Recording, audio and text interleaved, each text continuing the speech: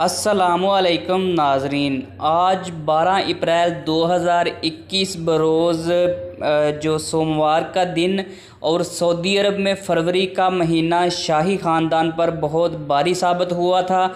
इस माह के दौरान जो काफ़ी सऊदी शहज़ादियाँ और शहज़ादे दुनिया से रुखसत हो गए थे।